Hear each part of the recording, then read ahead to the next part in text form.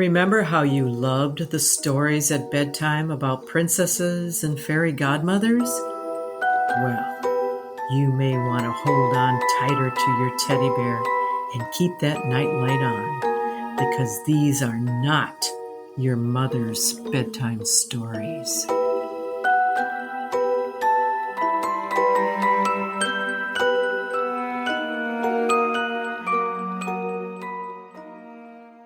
Hello, everyone, and welcome back for another episode of Not Your Mother's Bedtime Story. This is a paranormal podcast where sisters and their mothers get together and interview friends, family, and other guests about their strange happenings. And I'm kind of giggling and laughing as I open this up because before every episode, we always not fight, but have agreements or disagreements about who is going to open these. And it just reminds me of I'm taking this back to Saturday Night Live in the 90s with Chris Farley and the Chris Farley Show. And sometimes I feel like Chris Farley trying to open these. I'm like, and we've got, the greatest guests of all time. Oh, I'm so stupid. I can't do this. This is what I feel like sometimes. I can't do this. It's hard. Intros are hard. And so I think that's why we fight, because we're like, how do you start these things? What do we do? Not it? Right. We're like, who's going to open? Do you remember that? Do you remember that one time when you were podcasting? Yeah. That was awesome. Paul McCartney. He says, you remember that? Yeah, I remember. Do you remember that when you were in the Beatles? Yeah.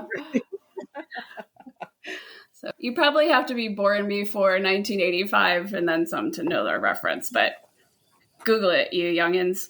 Anyway, so I've got our usual suspects here. Again, my name is Chrissy. Colleen's here. Sherry's here. Karen the mom's here. Karen the mom made it after her flat tire. It was almost today. We didn't think you were going to make it.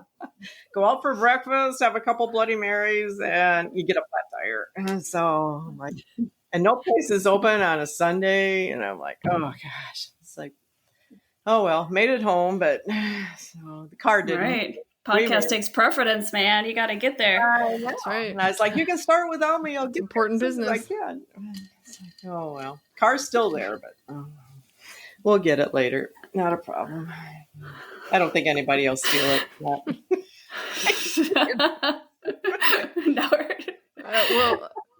don't worry, listeners. We'll follow you up on the next one. What happened to the car? Right. Did it make it or not? Saga of the flat tire. Like, geez.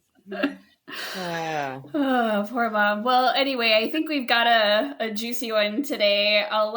Sherry, I'll let you introduce our guests, and then we'll get right into it. Sounds good. So I have Taylor and her mom, Stacy. And so this came about, Taylor and I worked together, and I was on a work trip, and we were sitting at dinner, and Taylor, I don't remember how we got on the conversation, but Taylor started telling me some stories, and I'm just sitting there. I mean, I was literally getting goosebumps sitting at the table. So I was like, you have to come on the podcast. You have to tell your story. And Taylor's like, well, you think my stories are good. My mom's stories are even better. So that's why we have her mom too. So it's always a family affair here at Not Your Mother's Bedtime Story. So actually we have two moms with Not Your Mother's Bedtime Story. But so this is going to be a really good one. I will let Taylor and her mom, Stacy, take it away. Perfect. So I'll kind of start off, and then we'll let her take off with it because I don't remember some of the beginning stuff. Yeah. But yeah, it all happened around just one house that we lived in. We'll start from the beginning. Yes. So from the beginning, when this house came up for sale, I had told my husband, I have to have this house. This house was a beautiful brick home. It had all glass knobs, skeleton key locks. The woodwork was absolutely gorgeous. I loved this home. I love old type stuff, right? Like I'm into antiques and stuff like that. So we got the house and we moved in, and Taylor, yeah, you were probably about 4.5, 5. I was actually pregnant with my second child, Troy. at the time. And so Taylor's bedroom was right off of the kitchen, and there was like a little kitchen nook. In old homes, you had a spot where, and a couple of the very first nights that we were in the house, my husband and I could hear her talking in her room, and we're like, what is she doing? And eventually we figured out that she was saying that she was cold. She kept saying, quit doing that, I'm cold. And so we really didn't pay a whole lot of attention. I'd peek in on her, because her door was open. I'd peek in and she seemed to be fine, there was nothing. I thought, well, maybe she's having a dream, Well, the next morning she would wake up and she would say, Mom, who's that man in the kitchen? And I would be like, what man are you talking about? And she was like, the man in the kitchen. So I was like, well, that's weird. Does she see maybe her dad, walking through the kitchen, or, the house was an open concept, not an open concept, but you could literally walk all the way through the house, you'd walk down into the kitchen, down the hallway, into the dining room, into the living room, back, it was just a big circle basically. It was an old farmhouse. So if you picture that, you could go anywhere. You go through every room to get to another room. Right. Most rooms had 2 doors in it basically, because and that'll play in. Yeah. And so she kept, just saying that she kept seeing this man. And this went on for about a week. And I had said something to my mom because I was like, Taylor keeps saying that there's a man in the kitchen, and at first my mom's like, oh, I bet she just sees her dad, walking through. And I'm like, yeah, but when, a lot of times he would go to bed before me, right? He always went to bed earlier. He had to get up earlier. So he always went to bed before me. So I just was like, gosh, that's just not it. And then the next time my mom had come over, she noticed that right outside the kitchen window was a really big lilac bush. And so my mom knew for sure that Taylor was seeing the bush, moving in the wind. That's what she was seeing. She wasn't seeing a man. She was seeing the bush. And a little backstory on my mom. She doesn't really believe in stuff like this. Because I actually grew up in an old folks home. So there was 37 bedrooms, 14 bathrooms, and we basically gutted it and made it our home. And that's where I grew up. So from a very early age. And that could be a whole other part too, to be quite honest, because my mom has stories growing up in that old folks home of things that happened to her. But I can't imagine. Oh my gosh. Yeah. An old folks home. It's like, Yeah. She's people died down the hallway. Not a big deal. I sleep in this room, but there's a crematory in the basement. Just ignore it. Oh no. Yeah. So my mom, because I would say things as when I was young, because I was 9, I think, when we moved into that house. And so I never walked down the hallway without my eyes closed during, especially at night, because to get to our rooms, And so, that could be a whole other one if you really wanted it to be. But so my mom was just not a believer, right? She would always be like, oh, you're not seeing anything. You didn't hear that type of thing, And as a kid, I just was kind of like, and so mom was like, oh, it's those bushes outside the kitchen window. So she went out that day, bought mini blinds to put up because she didn't want Taylor seeing the bushes, and I really didn't want blinds on that window because it was right at the kitchen sink. I liked looking out, it was like an old farmhouse. So I loved it. Right. If Taylor doesn't see the man, then we're great, whatever. That same night, she did the same thing. Stop, I'm cold. So I went into her room and I noticed that her covers were down. Not that she kicked them off. They were folded down. Somebody had made the bed. They were folded to the end of her bed, right? So I'm at that point thinking, well, I know I tucked her in. I know I literally tucked her in. I did not fold the covers down, So I'd ask my husband, did you do that? And he would be like, why would I fold her covers down? Like, you know, if she was hot, I would have just thrown them off of her, right? Not folded them. And so I just thought that was weird. And she still saw the man at night. So the blinds did not help. She never seemed afraid, though, of the man. Like, she never, like, you know, was scared of him, and so I just kind of went with it. I mean, I grew up in an old folks home. People died there all the time, right? Like, I'm like, okay, well, that's great. Whatever. You see the man. He's nice to you. It's fine. Just right? move on. Totally natural. Just move on with life. That's what I had to do because, you know, it's whatever. It's totally fine. It's totally But fine. yeah, that was the first encounter that any of us had, but it was only me at that point. Right. And I think I saw him a lot more than anybody else ever did in that house. Yeah. Yeah. I saw him a lot, and I just don't remember that time, like at that early of an age. I don't remember. But all the things that she says, so I didn't know that this happened until we talked a week ago. And she was like, oh yeah. And I was like, wait a minute. I was like, I didn't know that he started that early on. And she was like, started what that early on? And I was like, he pulled my covers off me all the time. That happened all the time. Like, I always remember that. But I didn't realize that it happened that early or that she noticed it. I just, because I never told her at that time that that's what happened, because I thought it was normal. Well, and it was within the first 2 weeks of us living there. Like, all of this took place like within the first 2 weeks. And, you know, it was mainly Taylor, you know, like, I didn't see anything at that time. You know, I really didn't hear anything at that time.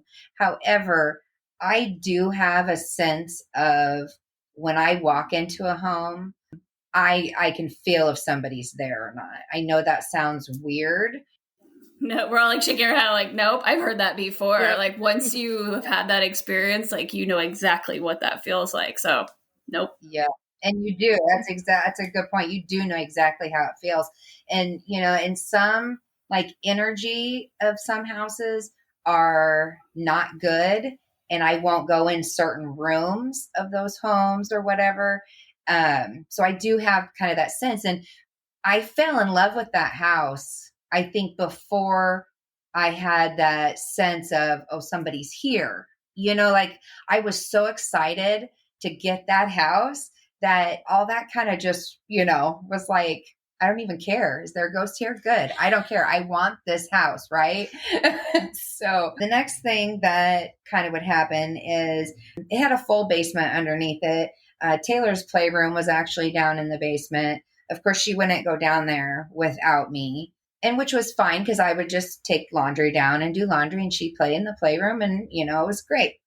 And then all of a sudden we started hearing, like, kind of clanking, like on the furnace is what it sounded like to me. Now, when we moved into this home, mind you, it had radiate heat. So it had those. If you touch them, you're going to burn yourself. Yes. And I remember them being like, don't touch that. Yeah, because they were hot, you're going to burn yourself. Yeah.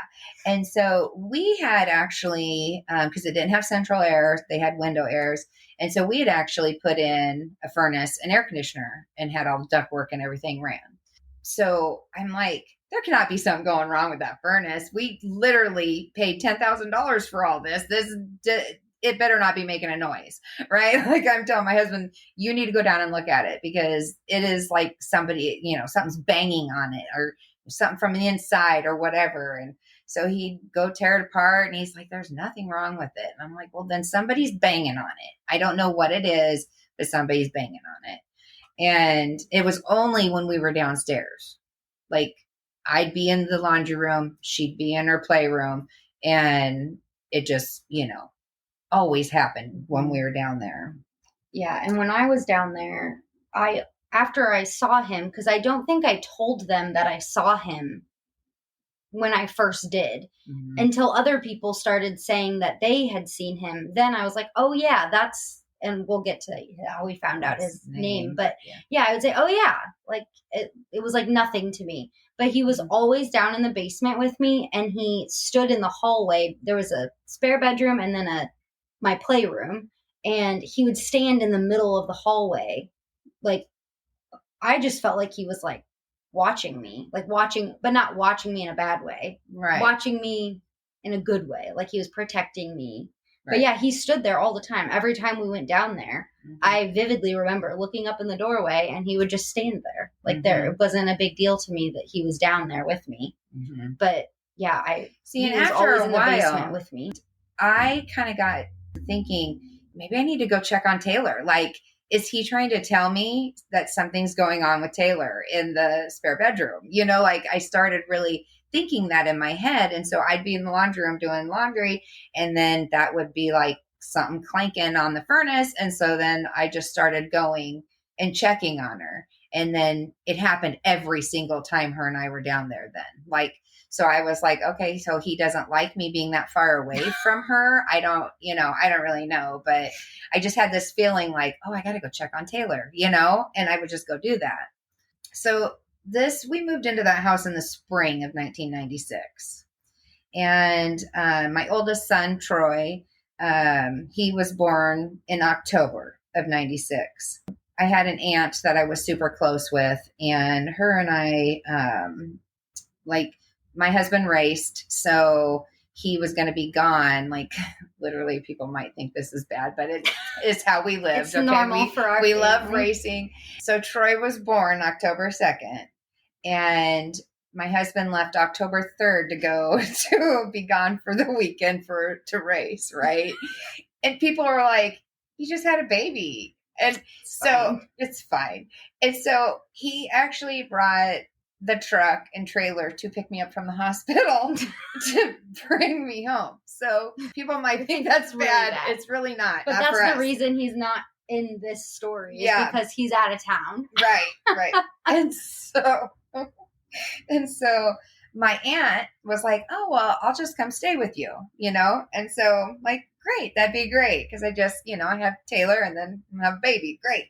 I had my cousin Matthew, who had cerebral palsy, and he went with her. My aunt took Matthew everywhere. Right? So he right? just came and stayed with us too. Yeah. That weekend. And so we put an air mattress up in the living room on the living room floor, and Matthew just, And he's nonverbal. He was nonverbal. Yes. So he would just laugh if you made him laugh. Or if he was upset, then he would, cry if he was upset. But he couldn't tell you what was going on. But we all knew his noises. Like growing up, I knew what he meant by the things that he said. Well, and or how he would laugh. Or how he would cry. You'd be like, oh, he needs this, or he's uncomfortable, or you just knew. Yeah, after a while you just knew. Like, and Matthew wouldn't laugh just to laugh. Like, you had to literally tickle him and be up and like playing with him like you're playing with a baby, you know what I mean? And we were in the kitchen, me and my aunt, and Taylor was in watching TV, and Matthew was on the floor on the mattress, and all of a sudden, Matthew starts just gut laughing. So me and my aunt look at each other and we're like, is Taylor doing that? Yeah. We wouldn't think Taylor would be doing that, right? So went in there, and Taylor's just sitting there in her little recliner chair that she had in there and just sitting there watching TV. And my aunt looks at me and she goes, Matthew never laughs like that. And I'm like, unless somebody's actually tickling him. And I'm like, I know, it's crazy, right? And we had this old wooden buffet that was in the dining room, and it had these they were like metal tassels. I don't know how to explain them, but you used it to pull the drawers open, right? So they lifted up and you would pull the drawers open. Yeah. And so they moved, like if you like bumped into it, you would hear it go ting ting ting on the buffet. And that weekend, all of a sudden, we'd be sitting in the living room, and the dining room was right off the living room, and you'd hear that tink, tink, tink, tink.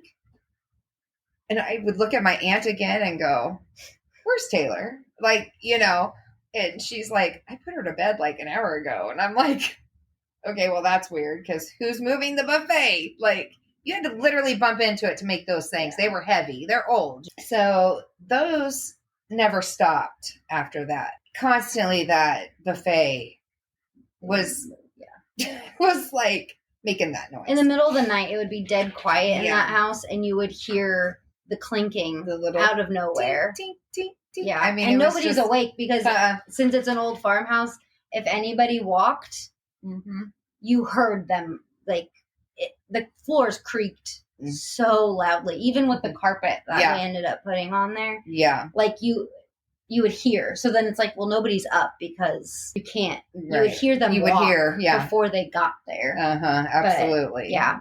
And then the buffet, also the pictures would move around. Yes. Oh, yes. So you would come back and they would be different how they were before. Yeah. So they'd be turned a different way or Yeah. like moved over. Or like Taylor's picture, I'd have Taylor's picture up there and then Troy, you know, our son, and they'd be like moved together, like they were looking at each other. Yeah. Instead of, you know how you put, when you put your pictures up, you know, you put them up. So they're kind of like, I don't know, cockeyed, crooked, however you want to say it.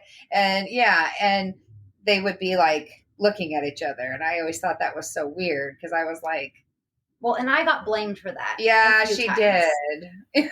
She did. Because I'm like, I was why like, I do you can't keep reach moving these? And she's like, I'm not. And I'm like, you have to be moving these. And she's So like, yeah, they no. would get rearranged in there. Yeah. And then, yeah, that was a weird rearrange. And the other thing he did in the dining room is there was like a built-in China cabinet or something. Yeah, but it was built into the wall. And it was beautiful. Yes. Mhm. And it had like glass doors on it and it was really pretty. So my mom, of course, had a bunch of different trinkets in there. And I remember those getting moved around. And I have a specific memory of she didn't believe me that it wasn't me. So she was so mad that she got my dad. And I just remember standing there and they were like, we told you can't touch the things in here. Why are you touching these? I didn't do it. Like, I didn't move these things.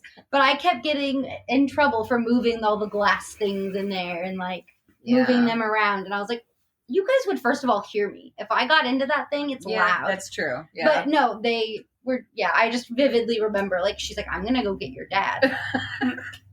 The old dad, you know. Yeah, I was like, I didn't do it. Go Your grab mean him. dad. Go grab him. But yeah, I got in trouble for a little bit with the pictures. Yeah. And then I got in. So all these things that I'm getting in trouble for, eventually they realize that it's not me. Yeah, we figure it out. You know, it all kind of comes together. One day I'm just like, you know, maybe it's me. not Taylor.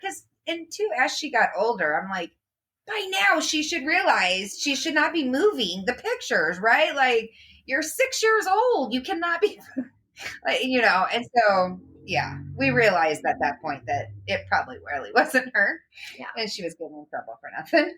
So as I listen to all of this, like, I feel like the spirit or whoever he is, like, he wants you to notice him. Like, he wants attention, you know, like, and once he figured out that he could make noise with the tassels, like, oh yeah, I'm going to do this. Or like you said, once, you know, you guys were down in the basement and he noticed that he was noticed, and he was there all the time. So I guess you're probably getting to it. Maybe I'm stealing your thunder, but you do find out who this person or spirit is. Yeah.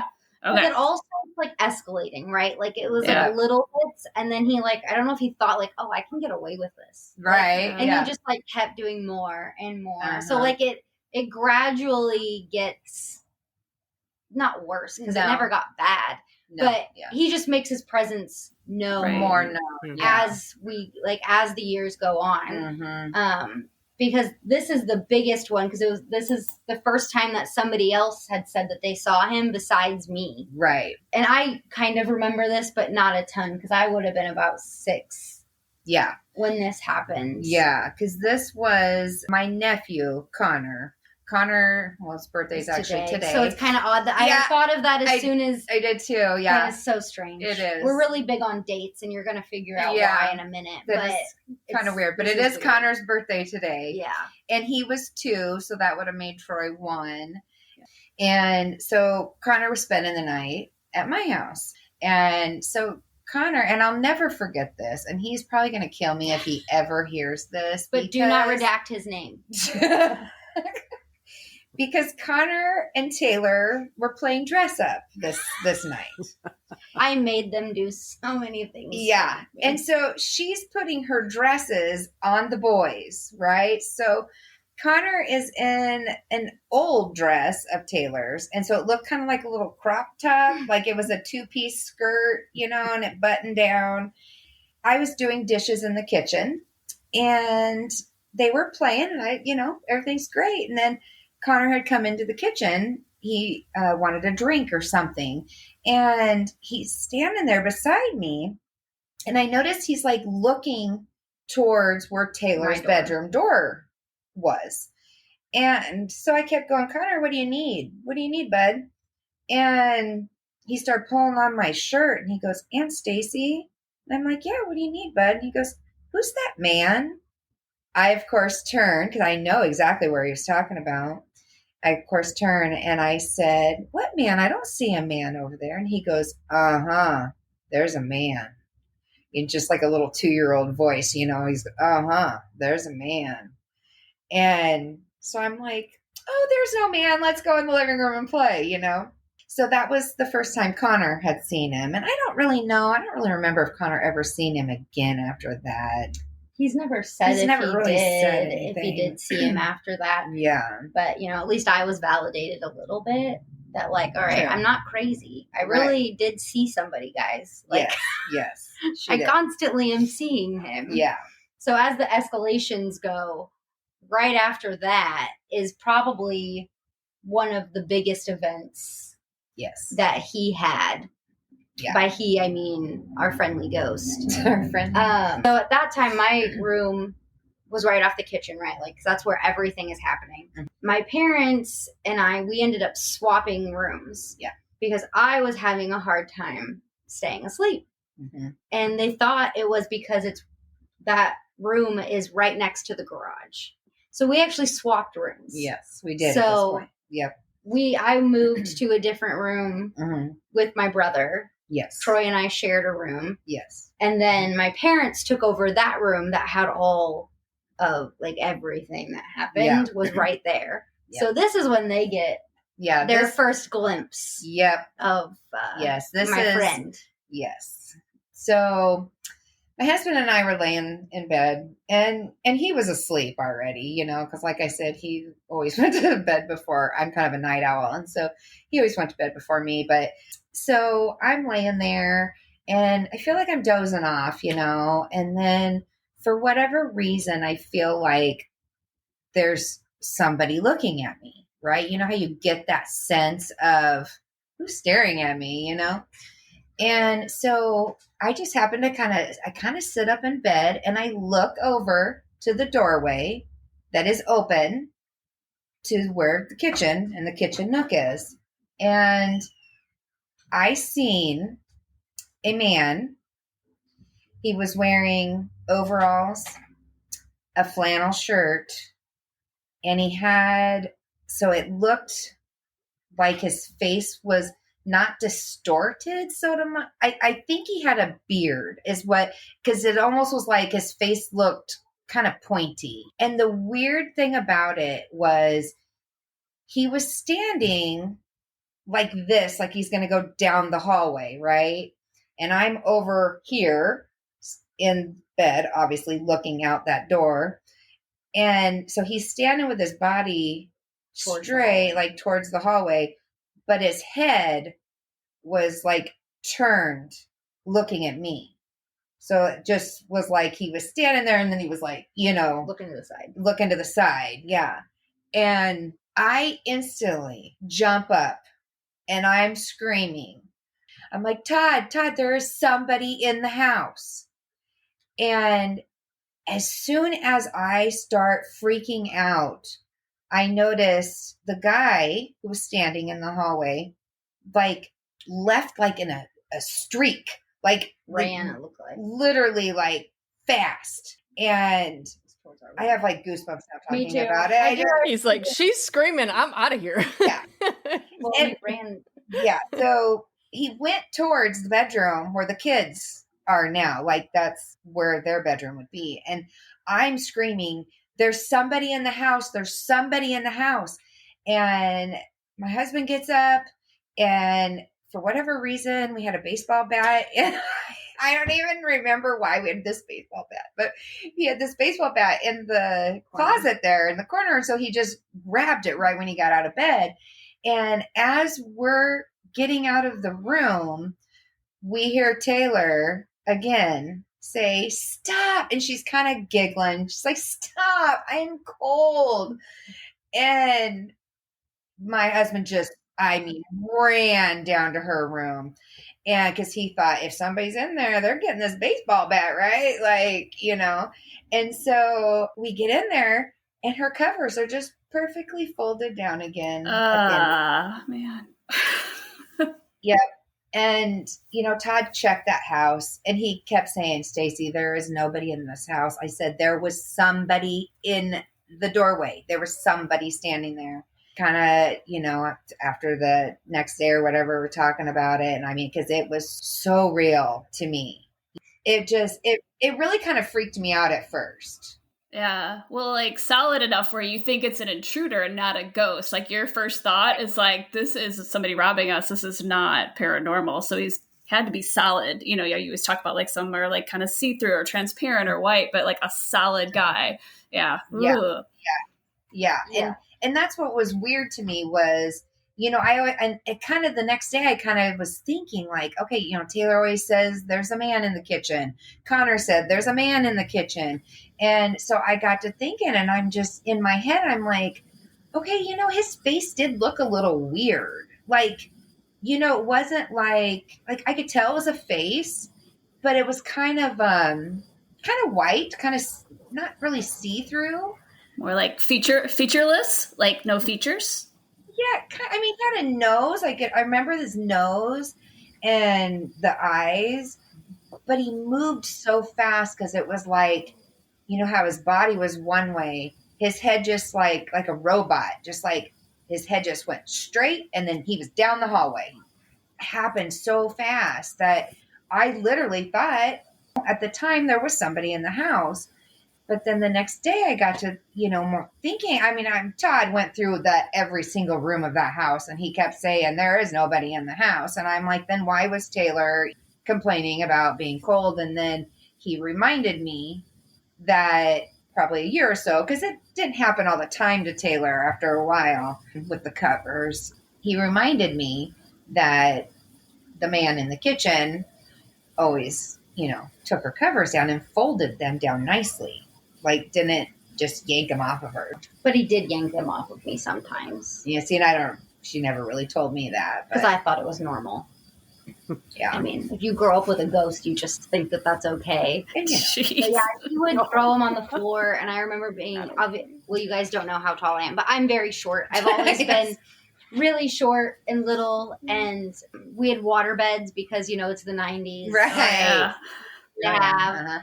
And it was so tall that I couldn't just reach down and grab my covers. It would make me mad. I would have to actually get out of bed and get them, bring them up, and get back on the bed. And it always made me mad that he would do that. So I would just talk to him or yell at him and tell him to stop doing that. Yeah. And I eventually started doing that too. You just start yelling at him. Yeah, especially with the buffet when he would hit the buffet or whatever. And of course, I'm going to get into his name here, but I would just yell his name and be like, "Stop," Yeah.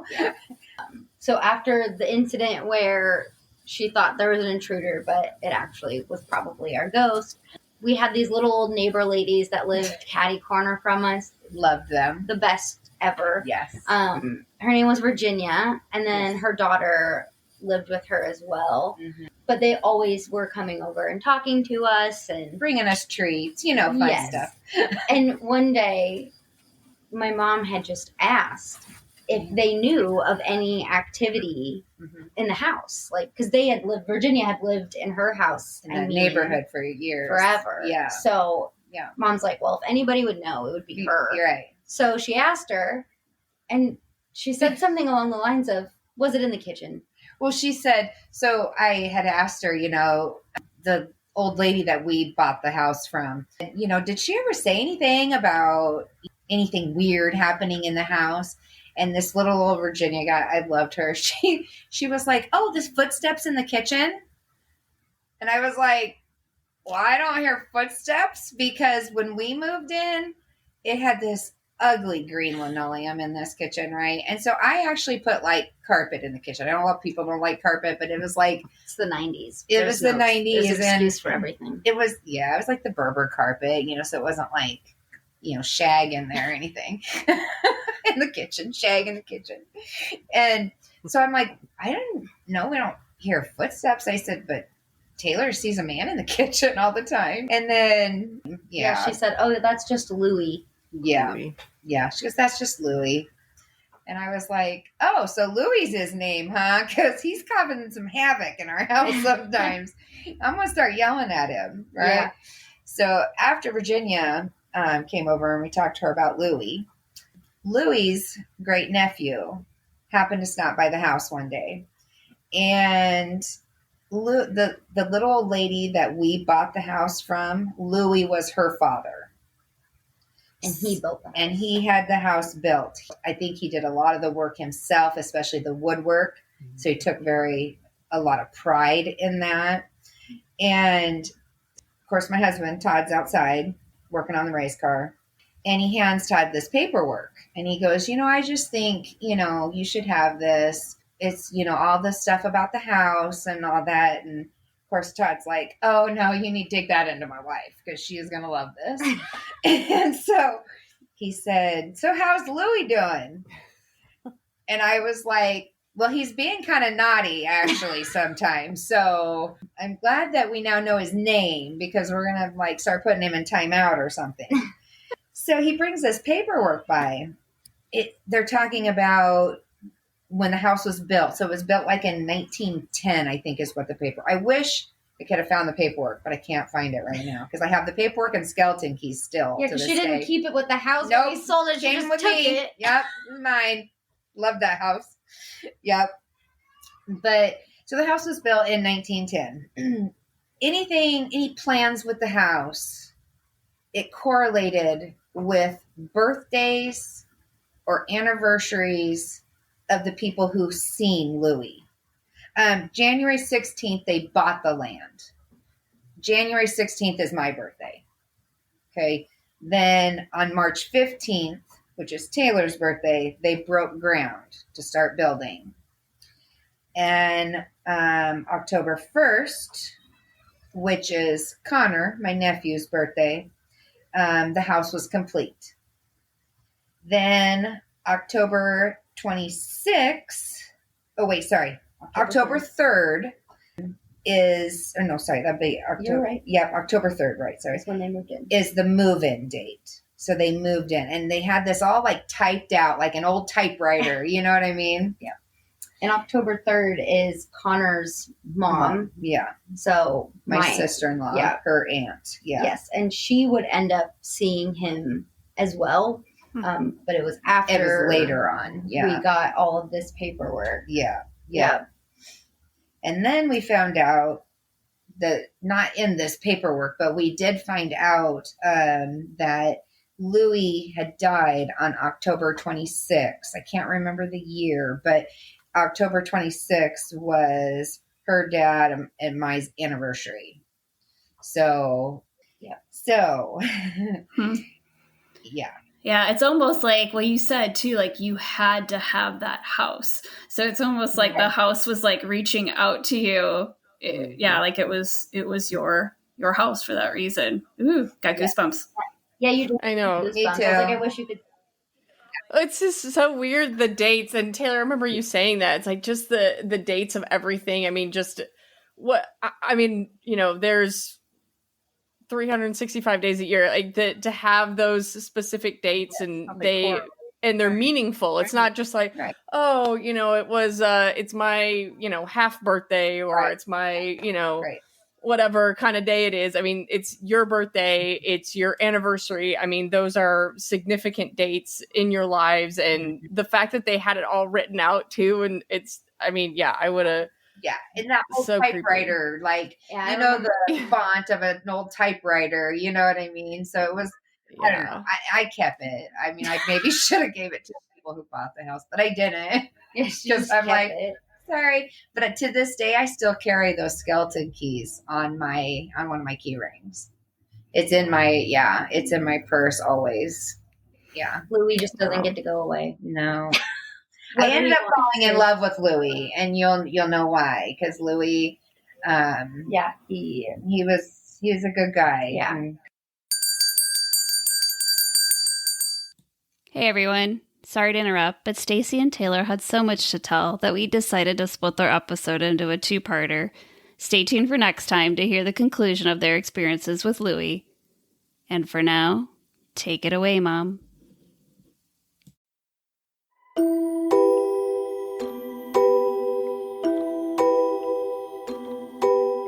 Thank you for listening, and remember to keep that night light on.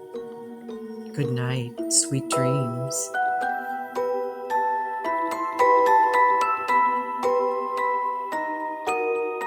If you have a story to share, please send it to notyourmothersbedtimestory@gmail.com. Follow us on Instagram and Facebook at notyourmothersbedtimestory. And please help us grow by following us on your favorite podcast platform, leaving us a positive review, and telling a friend. Thank you for your support.